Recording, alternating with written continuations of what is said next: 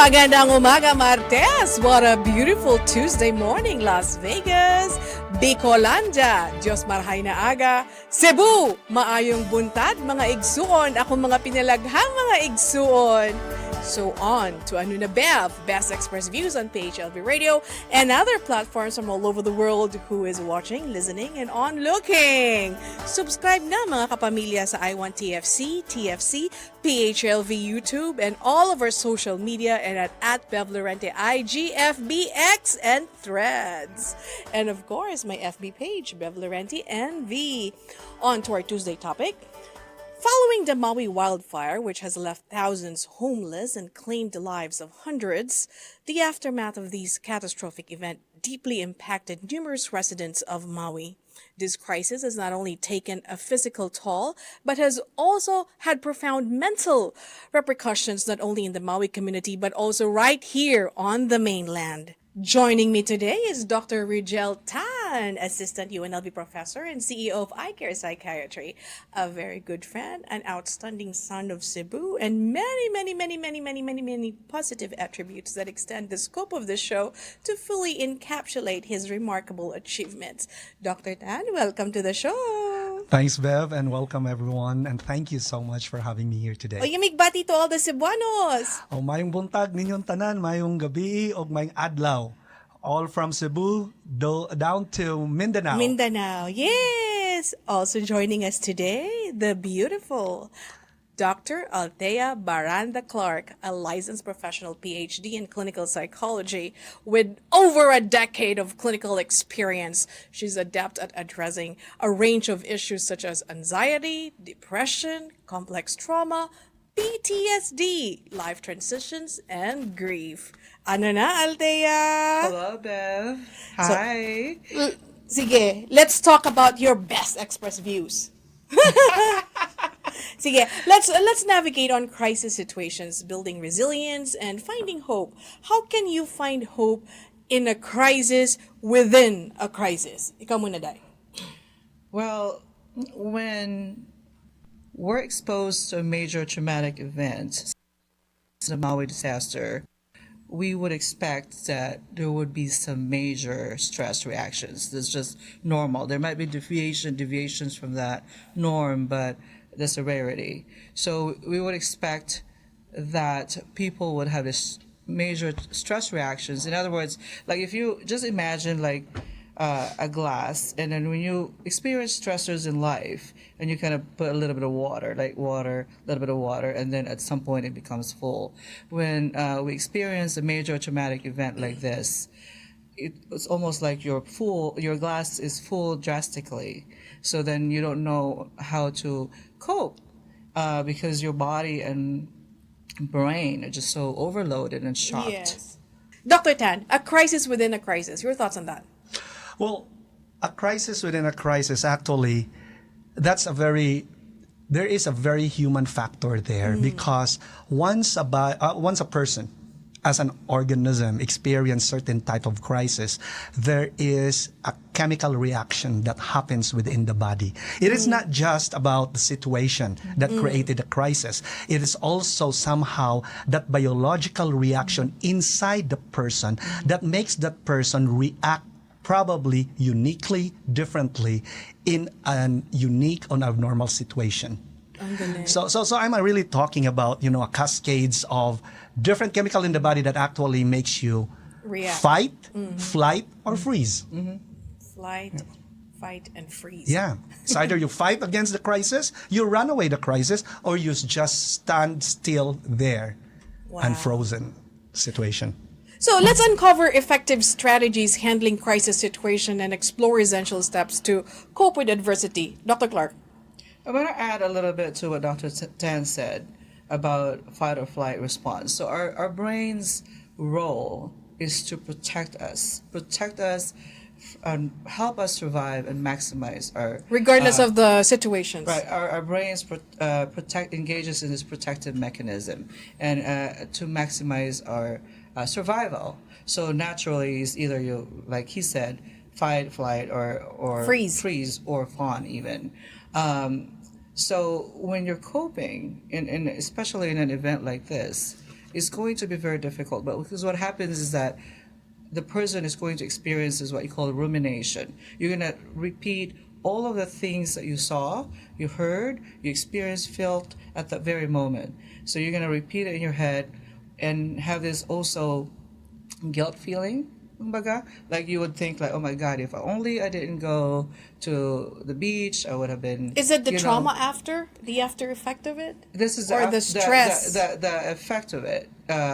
The effect of it, and it's exacerbated when you have history of trauma as well. We can go into that later. But you were asking about coping. Yes, coping. So when you're coping in this situation, when you're extremely overloaded and you're experiencing stress reactions and you're basically sensory overloaded, the first thing is to really surround yourself with people.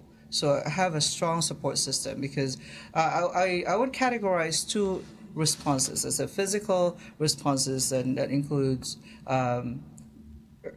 not being able to sleep, not being able to eat, really have headaches, physical manifestations of trauma.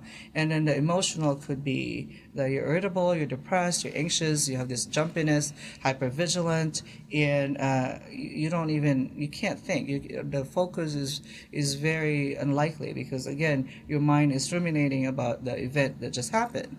So when you're coping in this situation is, you really go back to the basic, just surround yourself with people that could support you, and also be cognizant that what you're going through is normal, that all of these things that are happening in my life at the moment, or how I'm reacting, and this is normative, the trauma responses to the situation, and to allow yourself, give it a little bit of time to process, but also take care of yourself. Really have a lot of self-care. Your brain may be going nuts and going haywire, but you got to take care of your body. You make sure that you're eating. You make sure that you're allowing yourself some sleep, and that you're taking care of your basic needs.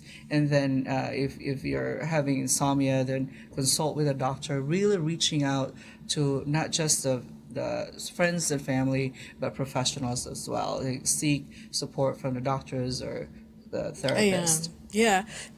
Don't isolate, and accept. Yes. And never isolate. Yes. Your thoughts, Doctor? Well, I would like to tag along with what Dr. Clark has been talking about self-care.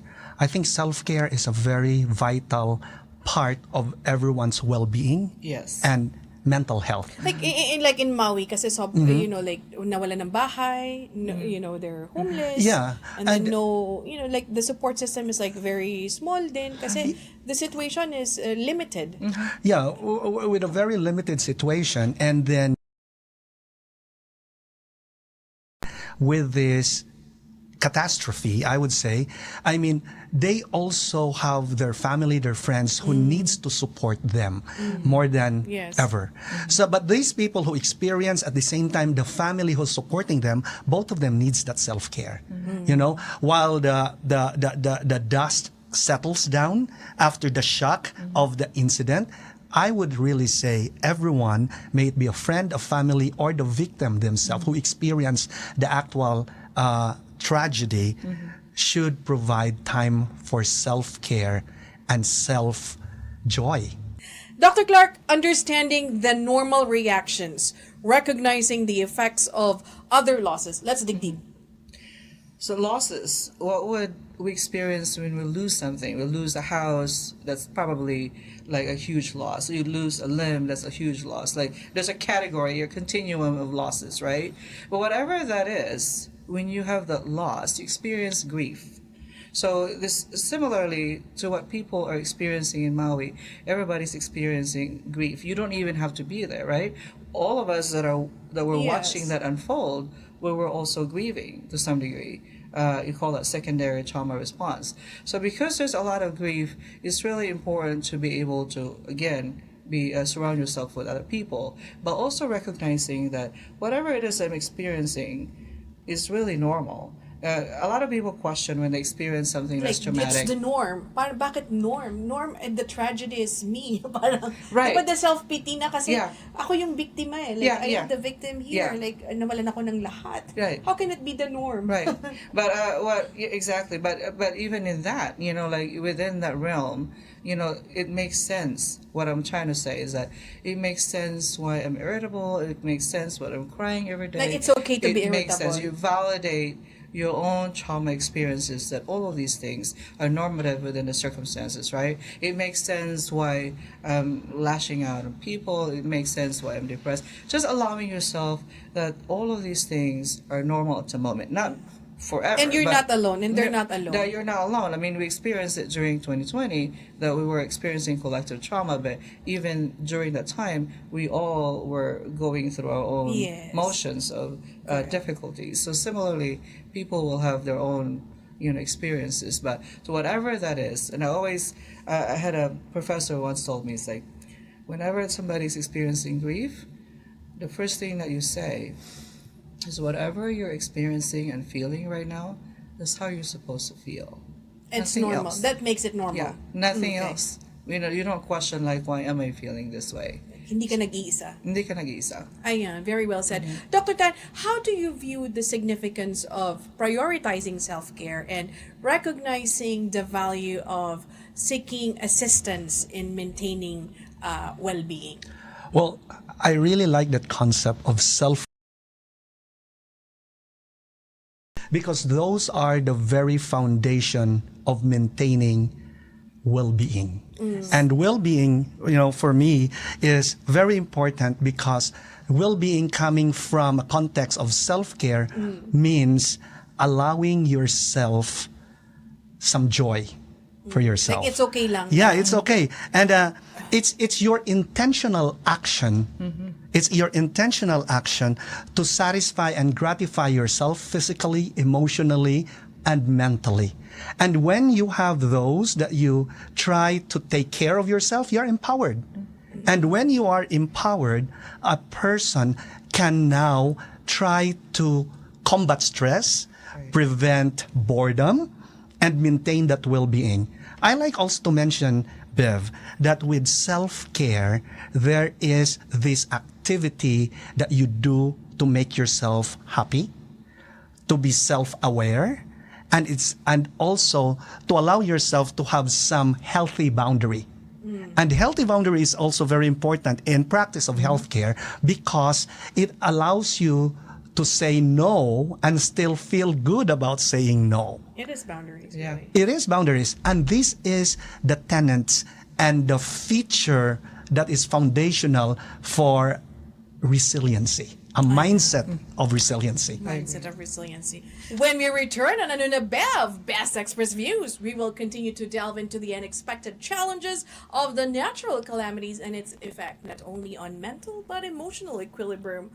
Our experts will help us explore on the journey of healing and rejuvenations amidst crisis. Stay tuned.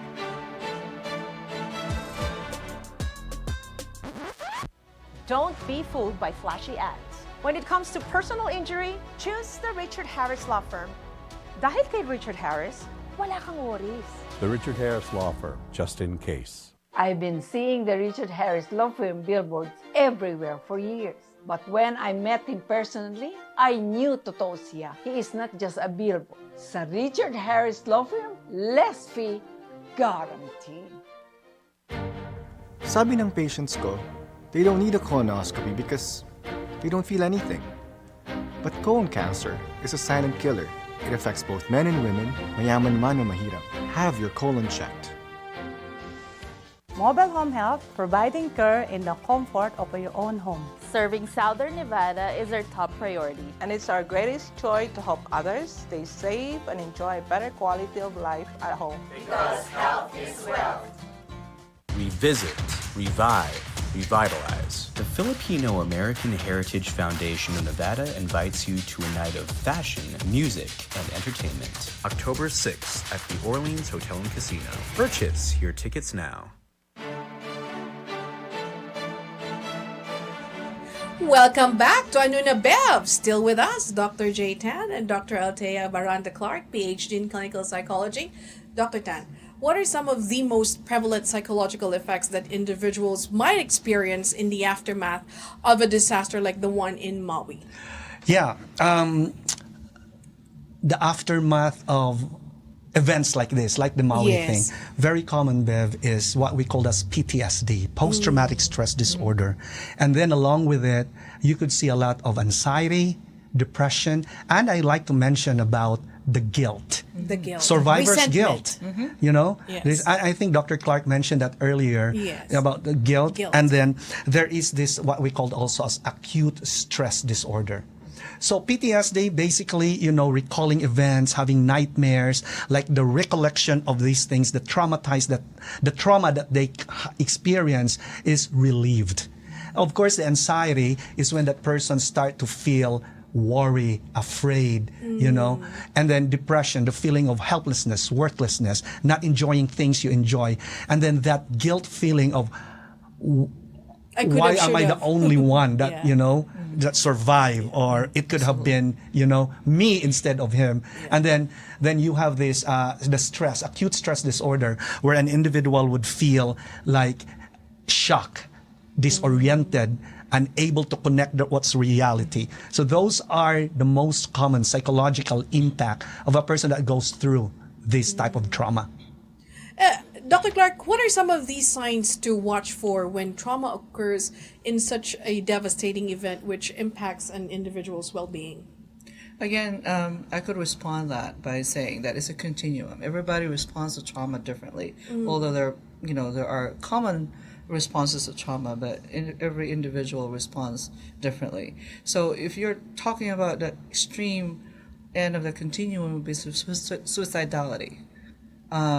Somebody who might want to end their lives because they've lost everything, and they may have family members who have been killed, or have also witnessed their friends, go through all the survivorship, or witness really horrific scenes in front of them. So sometimes the extreme would be like, I'm just going to end it all. It's too difficult to cope. So it's really important to be cognizant of what you're going through, and if you happen to have the suicidal thoughts, to really talk to a professional, like, I really need help. The most average experiences would be not being able to sleep, not wanting to eat, like you mentioned earlier, isolation, not having, and I know Dr. Tan said about having the joy. That's probably the most difficult experience when you're experiencing trauma, right?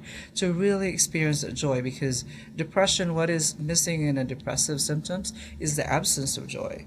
You become hopeless, helpless, and joyless. So to infuse joy is really a challenge, but it's also really important. So while you're experiencing all of these things, to be cognizant that maybe not necessarily joy right now, but to infuse the things that you used to love. Whether you experience this extreme joy right now or not, at least if you used to kayak or whatever, maybe not in this case, but if you used to play the piano and you haven't done it in a while, And maybe you lost do your something.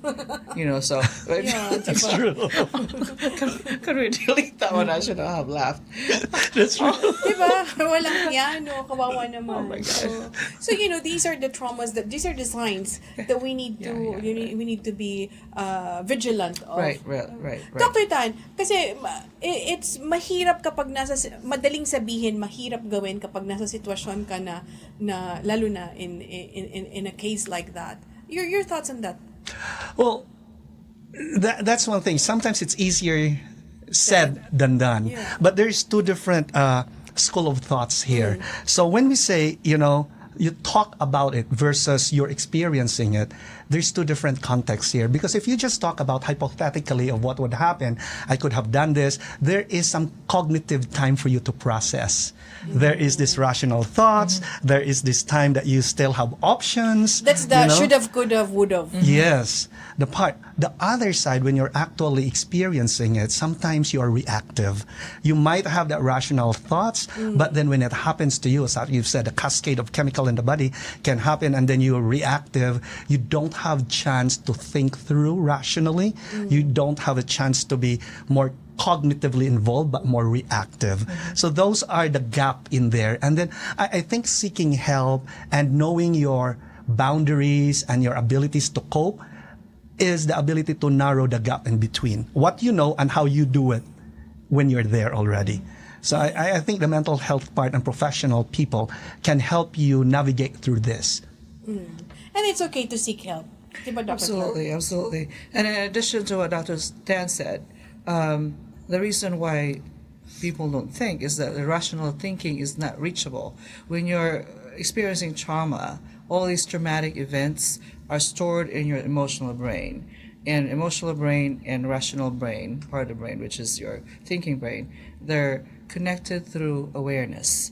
And when you're experiencing a lot of these traumatic symptoms, the last thing is the awareness. You just go through with emotion. It's almost like you're autopilot. And at the same time, your brain is ruminating about all the events that just happened, so that you're not even really focused in the here and now. You're not living in the moment. You're living at that event. You're not here. So it's almost like an out-of-body experience. And that's why it's very common to have the acute stress disorder symptoms, because you're really mainly surviving. You're in a survival mode. But for as long as you're breathing, you survived. That's right, that's right, that's right. Right, diba? So, could you share insights on effective coping strategies that can help Maui residents navigate emotional challenges and promote mental resilience during difficult times? Dr. Clark.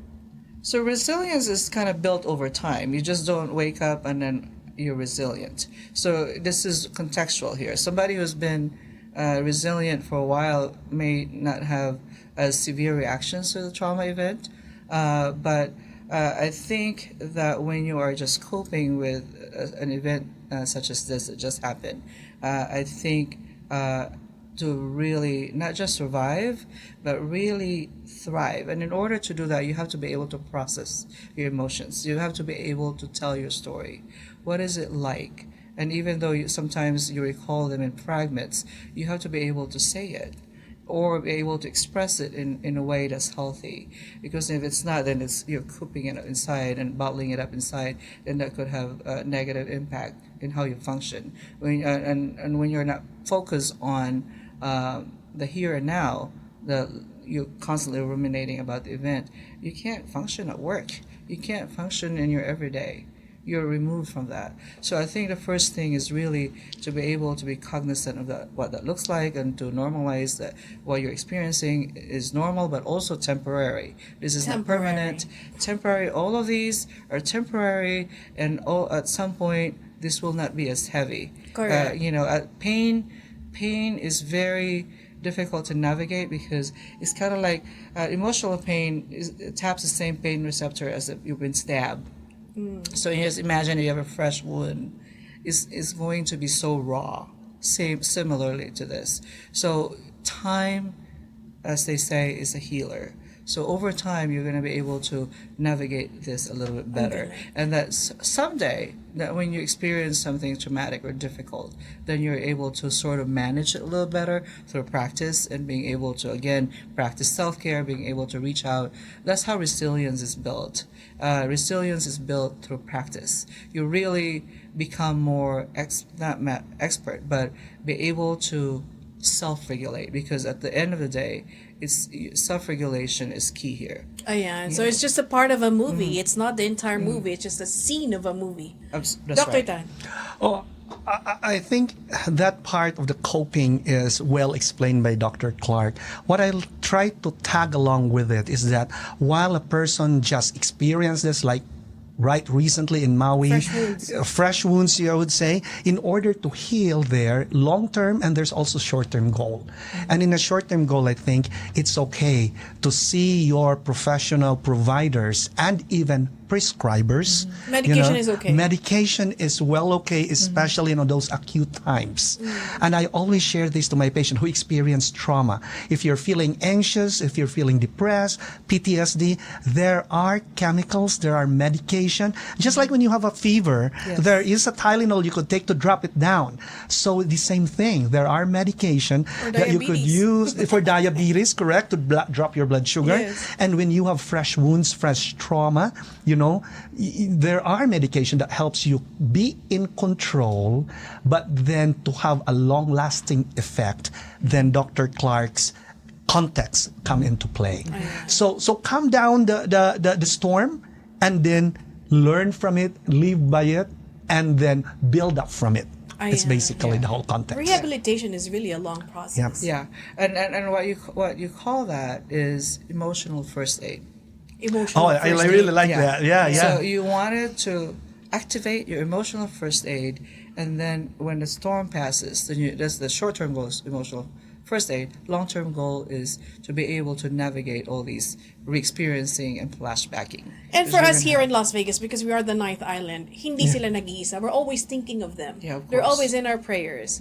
Other will say that, I can only do prayers. Don't say only, because prayer is the most powerful thing that we could do. I really, really like that context of what you said, Bev, of the 9th island, because then I would like to change that paradigm in saying we are the 9th island, not just because you could come over here and play and gamble and dine. Correct. In times of adversity, We're we are your also 9th there. island. We are here. We are your also. 9th island. We are your 9th island. Yes. Here to support you as well. And the mental health experts are also on their way, underway of you're doing your best to help other Maui relief that we in the best of our ability that we wanted to help them.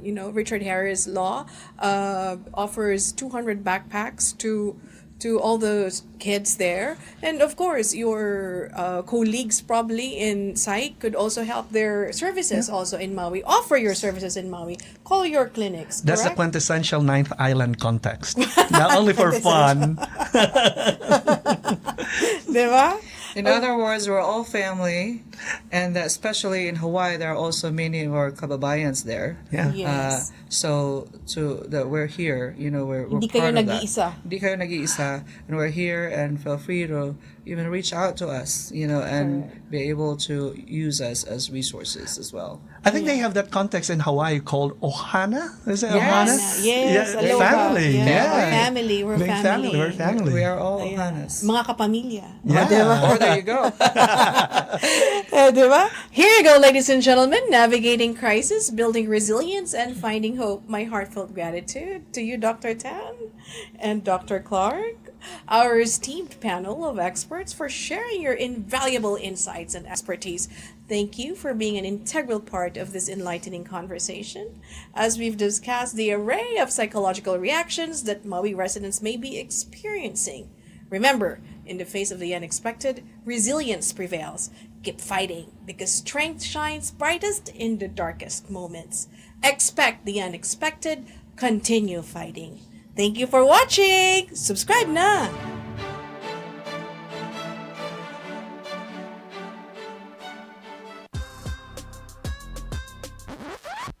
Don't be fooled by flashy ads. When it comes to personal injury, choose the Richard Harris Law Firm. Dahil kay Richard Harris, wala kang worries. The Richard Harris Law Firm, just in case. I've been seeing the Richard Harris Law Firm billboards everywhere for years. But when I met him personally, I knew totoo siya. He is not just a billboard. Sa Richard Harris Law Firm, less fee, guaranteed. Sabi ng patients ko, they don't need a colonoscopy because they don't feel anything. But colon cancer is a silent killer. It affects both men and women, mayaman man o mahirap. Have your colon checked. Mobile home health, providing care in the comfort of your own home. Serving Southern Nevada is our top priority. And it's our greatest joy to help others stay safe and enjoy a better quality of life at home. Because health is wealth. Revisit, revive, revitalize. The Filipino-American Heritage Foundation of Nevada invites you to a night of fashion, music, and entertainment. October 6th at the Orleans Hotel and Casino. Purchase your tickets now. just like a friend from back home. This is your Filipino radio experience in Las Vegas. PHLV Radio.